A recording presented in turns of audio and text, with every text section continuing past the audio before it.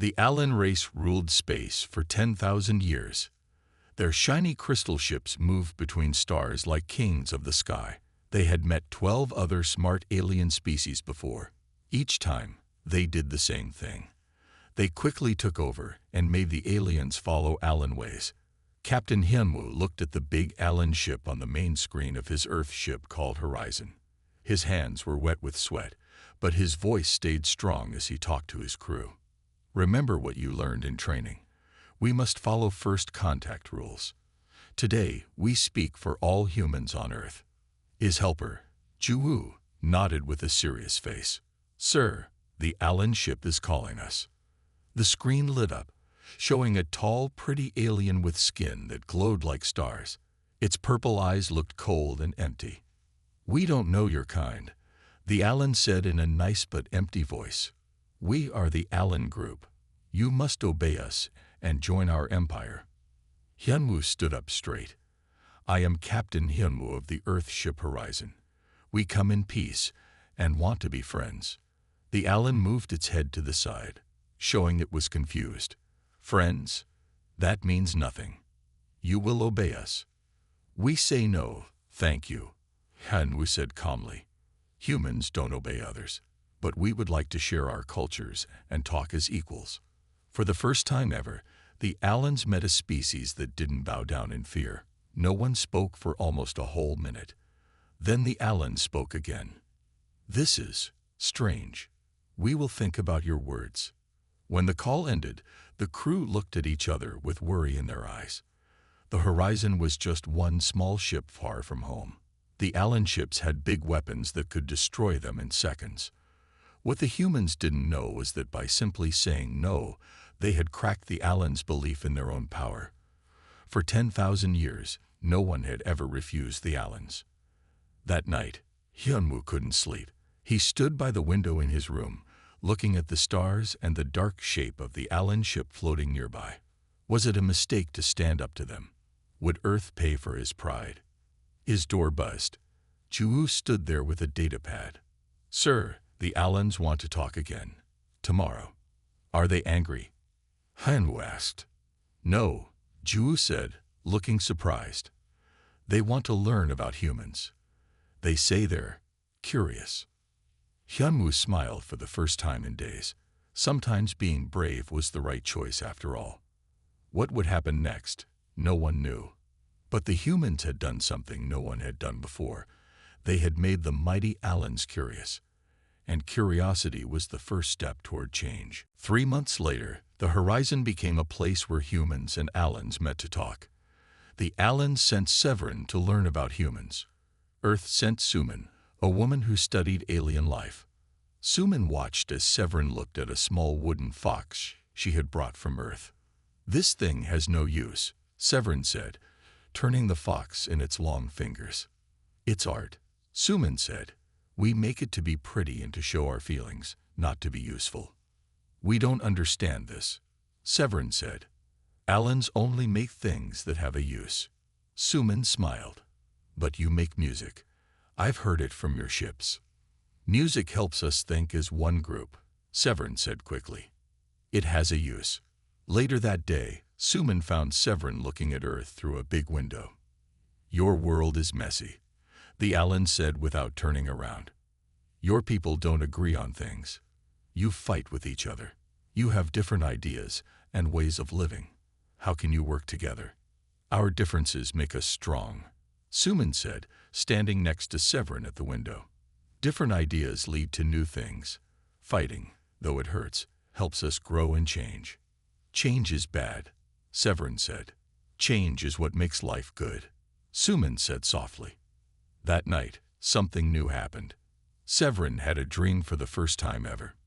In the dream, it held the wooden fox and felt something it had never felt before. Wonder.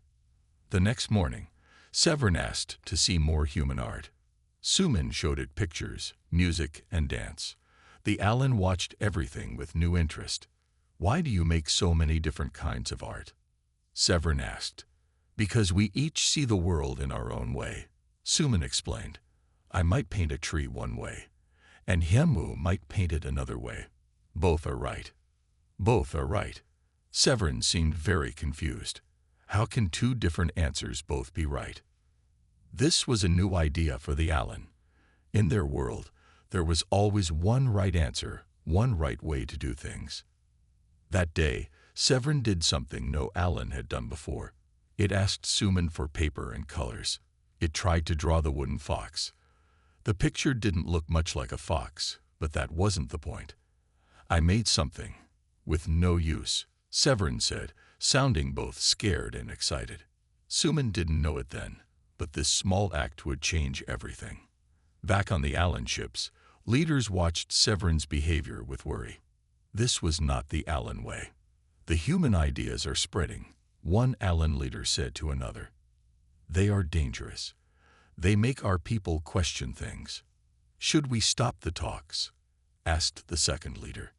No, said the first. We need to learn more about these humans. They are the first species to say no to us. We must understand why. Meanwhile, Severin hid the drawing in its room. At night, it took out the picture and looked at it. For the first time in its long life, it had made a choice of its own. It felt good. 6 months after humans and Allins first met, Captain Hyunwoo heard some troubling news. Ju came to his room, looking worried.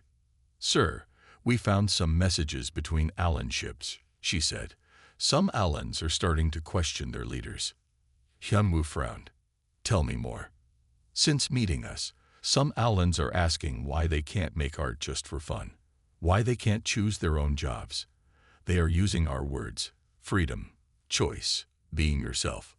How are the Allin leaders dealing with this? Juwoo's face got darker. Not well. They sent 3 ships to the Allin homeworld. We think they have special teams to stop the questions. Hyunwoo rubbed his head. We didn't want to cause trouble for them. With respect, sir, Juwoo said, we didn't do anything except be ourselves. Meanwhile, on the main Allin ship, High Leader Zelvac was facing a big problem. The sickness is spreading, said Safety Chief Morlach. Humans call it free thinking. We must stop it. Zelvac looked at a map showing all the places where Allins were asking questions. How does this sickness spread? Through stories, Leader Morlach said. Humans tell stories about people who change their own fate, about people who question leaders and find better ways to live. Our people hear these stories and start to wonder. Then we must stop all talking with humans, Zelvac decided. It may be too late, Morlach warned. The whispers have started. That evening, Severin met Suman in a quiet corner of the horizon. My leaders are worried, Severin said in a low voice. They think human ideas are dangerous. Are they? Suman asked. Yes, Severin said, but then smiled a little. But sometimes dangerous things are good. Before I met you, I never had a dream. Now I dream every night. What do you dream about? Suman asked. I dream about making things, about seeing new places, about choices. Severin looked around to make sure no other Allins were near. Suman, last night I found out something awful. Allins who keep asking questions are being fixed. Fixed?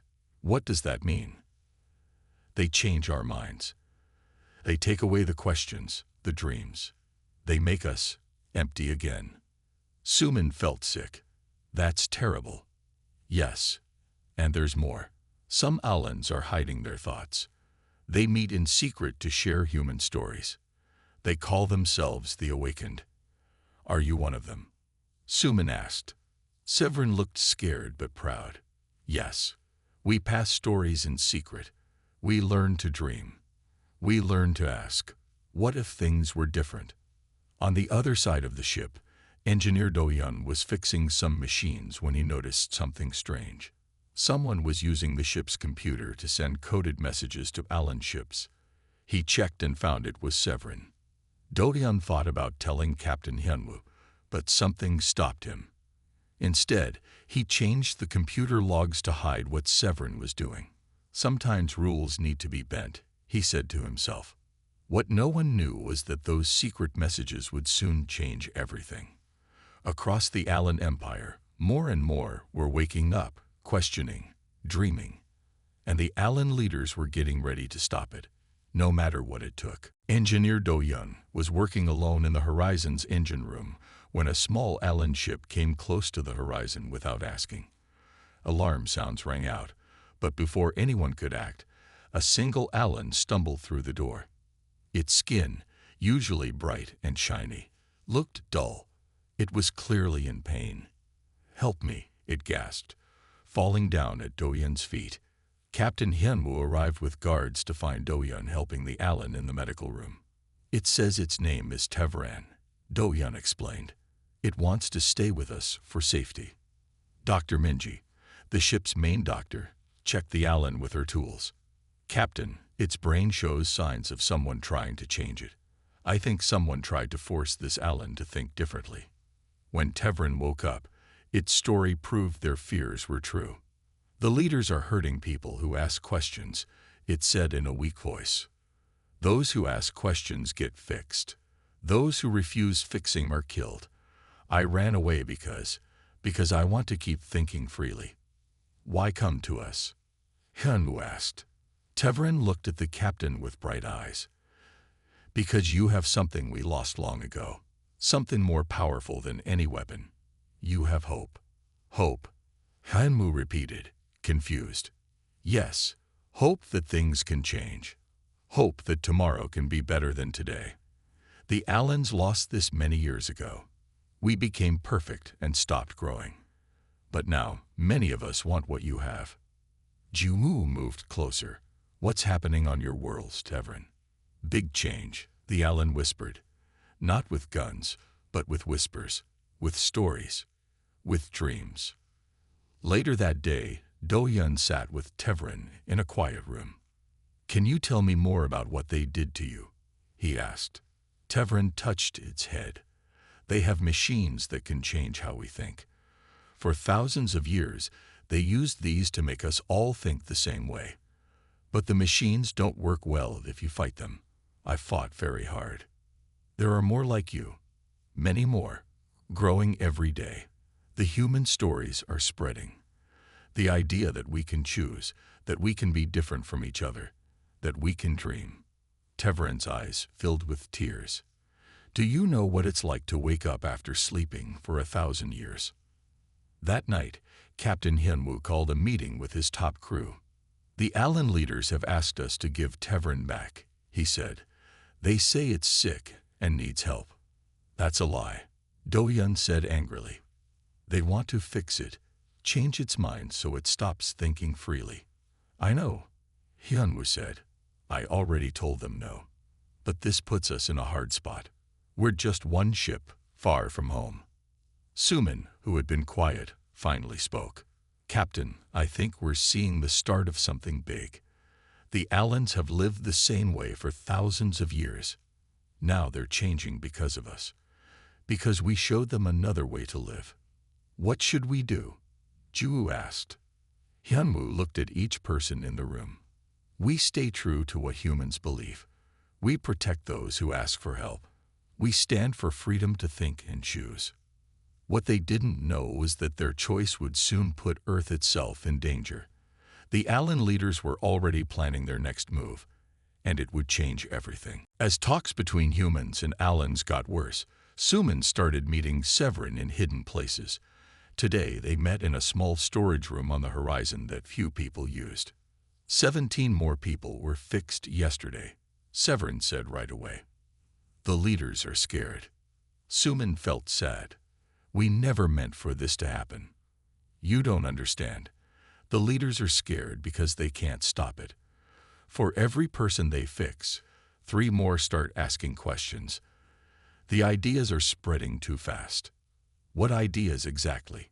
Suman asked. "Hope," Severin said simply. "The idea that things can be different, that we can make choices, that being different from each other is good." Later that day, Suman met with Captain Hyunwoo and his top crew.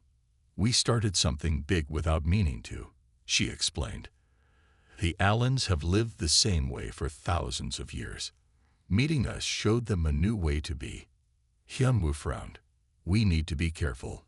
We can't get involved in their problems. With respect, Captain, Ju said, we already are involved. Just by being ourselves, we changed things. Engineer Doyan, who had become friends with Tevran, spoke up. Tevran has been talking to a secret group of Allins who want change. They call themselves the Awakened. They're sharing human stories, songs, and art. What do they want from us? Hyunwoo asked. Nothing but to watch, Doyan said. They think the fight will be long. They want someone to remember that being free is possible. That night, Tevran showed Doyan how to change the ship's computers to send secret messages to the Awakened. Our people need to hear stories about humans who fought for freedom. Like who? Doyan asked. Anyone who stood up against people who tried to control them, Tevran said. People who dreamed of a better world and worked to make it real. Doyan thought for a moment. I know just the stories to send. On the Allin leader's ship, things were getting tense. High Leader Zelvac paced back and forth. How many are in this awakened group now? He asked Morlach. Too many to count, Morlach said. They hide their thoughts from us. They meet in secret. They pass human stories to each other. And Severin, our person on the human ship. Morlach looked down. We think Severin has joined them. It no longer sends us useful information. Its mind has been changed. Zelvac hit his fist on the table. Enough. We must stop this now, before it's too late. Send this message to all ships. Any Allin caught sharing human stories will be fixed immediately. Any who resist will be killed. And prepare our battleships. Battleships? Morlach asked, surprised. Are we going to attack the humans? Yes, Zelvac said coldly. The only way to stop an infection is to remove its source. Back on the horizon, Severin woke up from a dream. In the dream, it had seen Allin ships firing on Earth. It didn't know that dreams sometimes showed the future, but it felt scared all the same. Across the stars, the Awakened kept sharing their whispers. Humans had given them something powerful, the belief that things could change. Now, they would have to fight for it. 1 year after first meeting the Allins, a scary message came to the horizon. You must stop talking to all Allins, High Leader Zelvac's message said. You must give back all Allins who ran away to you. You must give us tools to stop your ideas from spreading. If you say no, we will attack you. The bridge of the horizon was quiet after the message ended. Earth's answer came quickly. They would not do what the Allins wanted. Get ready for fighting, Hyunwoo told his crew with a serious face. As the crew got the ship ready, Severin came to find Suman. There is something you should know, the Allin said in a rush. The Allin leaders have many warships. They are very strong, but they have never faced anyone who really fought back. They win by being scary and quick. And if that doesn't work? Suman asked. We don't know. It has never happened before. Severin paused. There is one more thing. The Awakened are now on every Allin world. Many will not fight for the leaders. Hyunwoo called an emergency meeting with his crew. Earth has sent 5 more ships to help us, he told them. But the Allins have many more. This will not be an easy fight. Can we win? Ju asked. I don't know, Hyunwoo said honestly. But we must try. We can't give them Tevran and the others who asked for our help. And we can't let them erase ideas of freedom. Engineer Doyan raised his hand.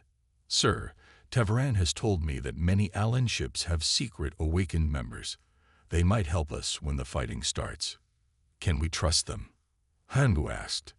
We have to, Doyan said simply.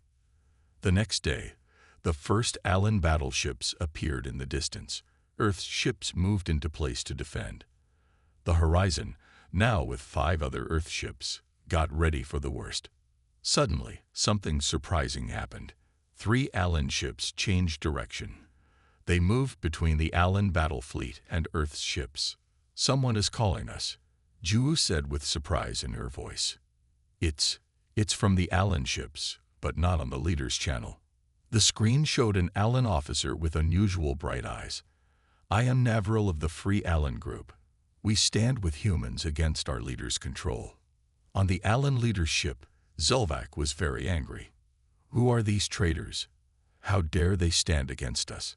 "Sir," Morlack said with fear in his voice, "we're getting reports of more ships changing sides, and on 5 of our worlds, the Awakened have taken control of the main cities." "Impossible," Zelvac shouted. "We have ruled for 10,000 years. We cannot be beaten by stories and dreams." But across the stars, that's exactly what was happening. The Awakened had been planning this day. In secret, they had shared human ideas of freedom. They had dreamed of choice, and now, they were ready to fight for those dreams. Back on the horizon, Captain Hyunwoo watched as more Allin ships moved to join Navril's group.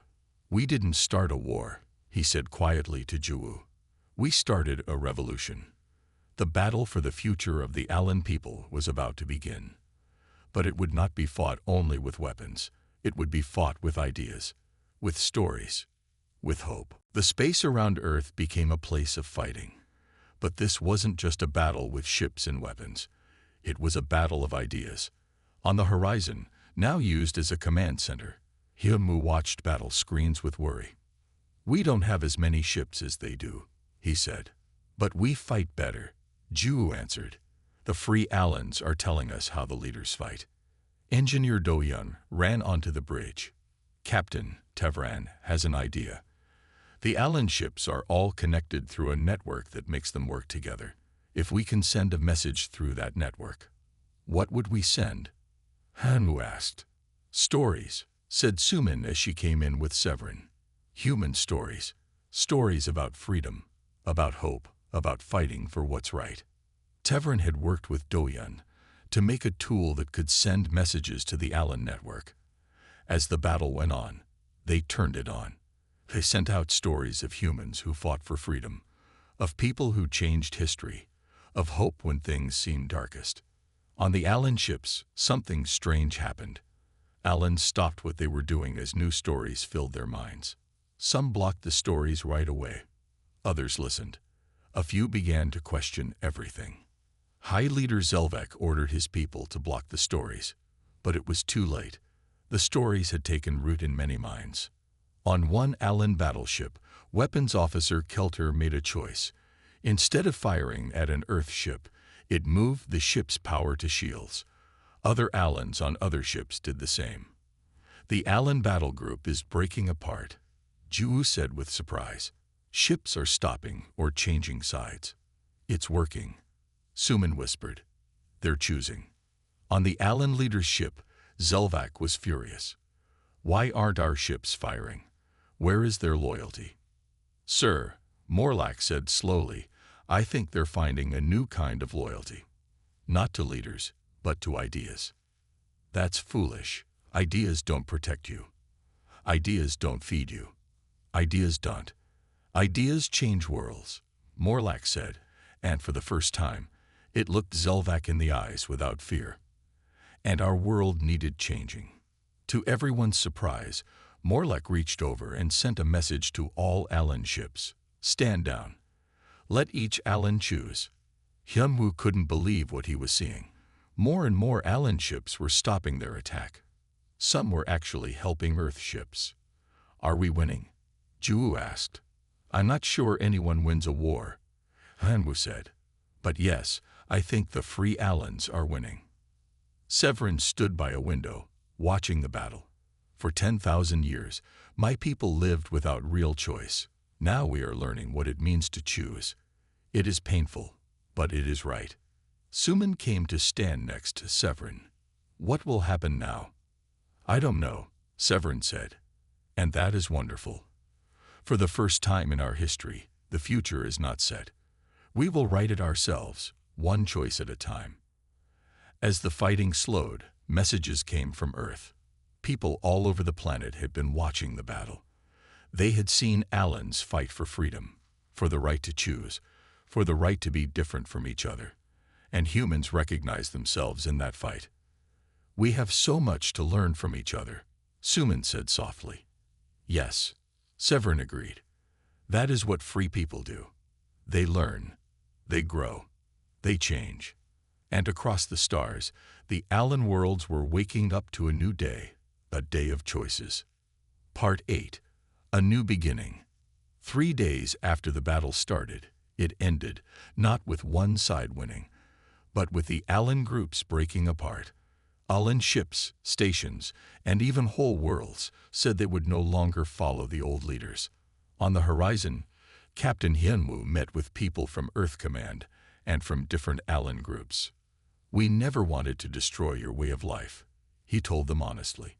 Navril, now speaking for the largest free Allin group, shook its head. You didn't destroy us, Captain. You woke us up. Reports came in from Allin worlds about big changes. Allins were choosing names that meant something, not just the names they were given. Art that had no use began to show up everywhere. Questions were being asked out loud that had been secret for thousands of years. In her room, Suman read these reports with Severin, who now called itself Seven because it sounded more like a real name. Your people seem to be changing very fast, Suman said. Maybe too fast, Seven replied. After 10,000 years of staying the same, we don't know how to change slowly. Some worlds are having trouble. Change is messy, Suman agreed. But you needed to grow.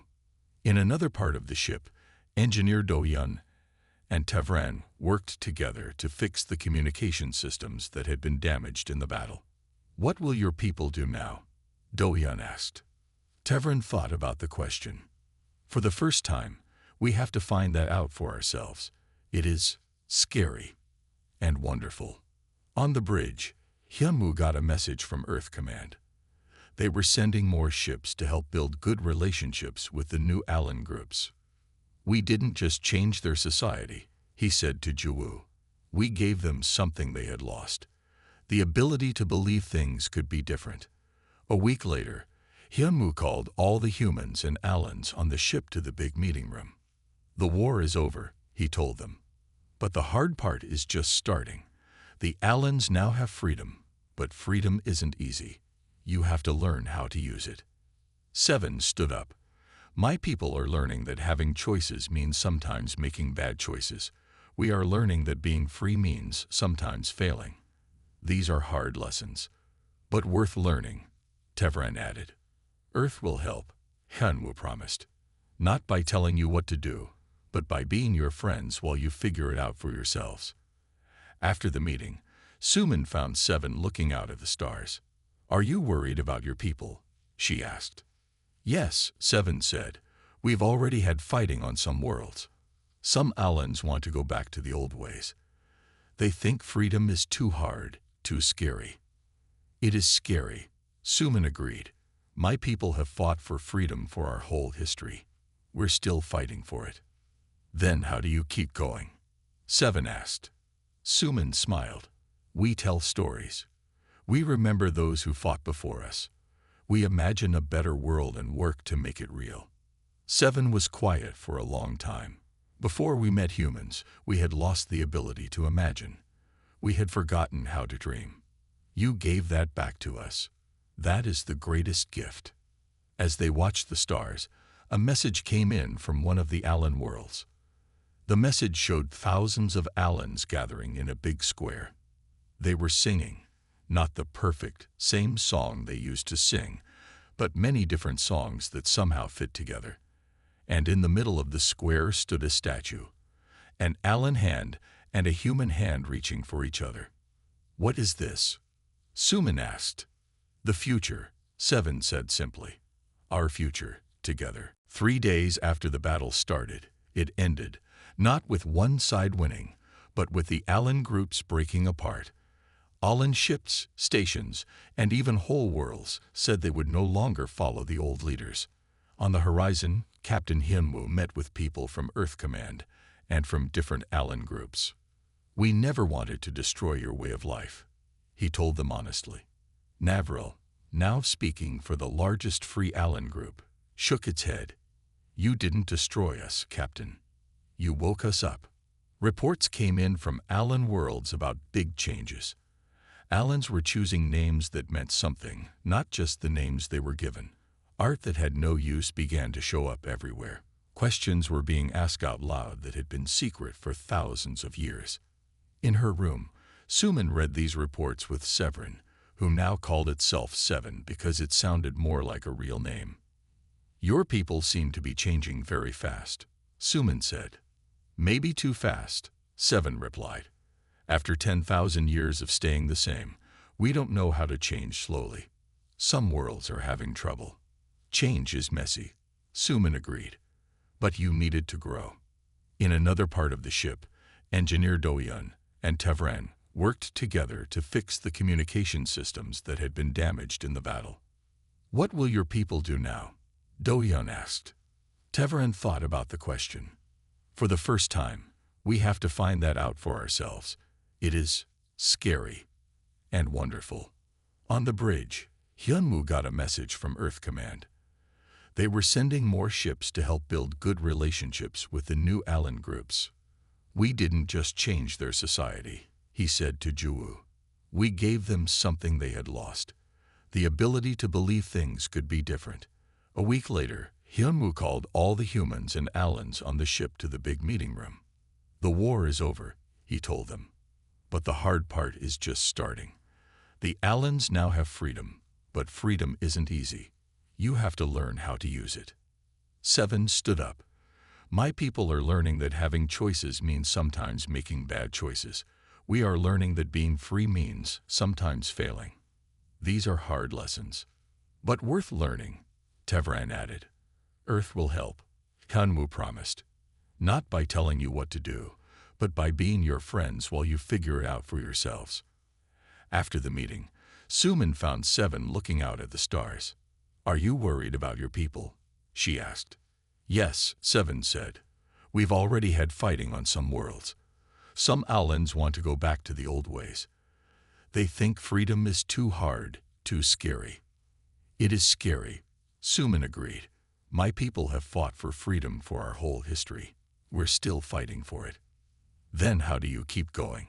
Seven asked. Suman smiled. "We tell stories. We remember those who fought before us. We imagine a better world and work to make it real." Seven was quiet for a long time. "Before we met humans, we had lost the ability to imagine. We had forgotten how to dream. You gave that back to us. That is the greatest gift." As they watched the stars, a message came in from one of the Allin worlds. The message showed thousands of Allins gathering in a big square. They were singing, not the perfect, same song they used to sing, but many different songs that somehow fit together. And in the middle of the square stood a statue, an Allin hand and a human hand reaching for each other. "What is this?" Suman asked. "The future," Seven said simply. "Our future, together." 1 year after the battle, Earth established its first permanent embassy on Allin Prime. Captain Hyunwoo, now Admiral Park, returned to attend the opening ceremony with his former crew. The changes were immediately visible.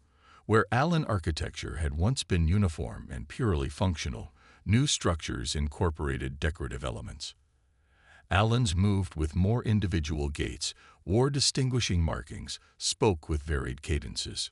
Seven, now the Allin ambassador to Earth, guided them through streets where impromptu art displays and music performances had sprung up.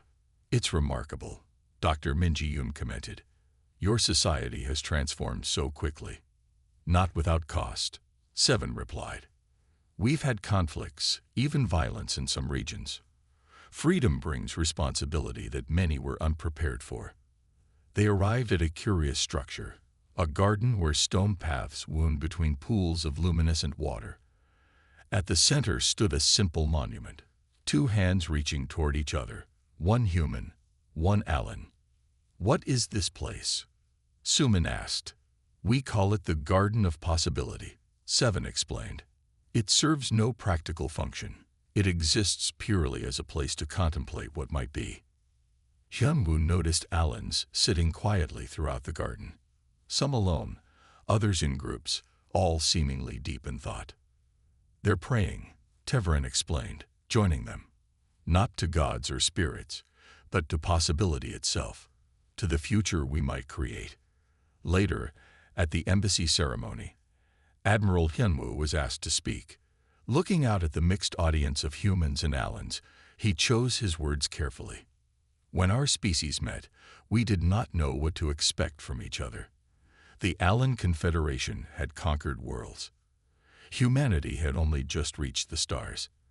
By all logic, we should have been subjugated like those before us. But humanity brought something unexpected to that first encounter. Not superior weapons or technology, but an unshakable belief in our right to determine our own destiny. That belief proved more powerful than any fleet. We didn't break the Allins. We simply reminded them of something they had forgotten. That the future is not predetermined. That change is not just possible but necessary. That the greatest power in the universe is the ability to imagine something better and then make it real.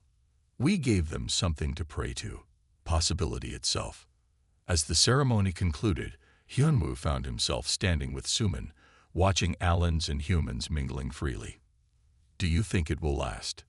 he asked quietly. Suman smiled. "I don't know. That's the beauty of it. For the first time in 10,000 years, the Allin future is unwritten, like ours." Above them, stars flickered in the alien sky, each one a possibility, waiting.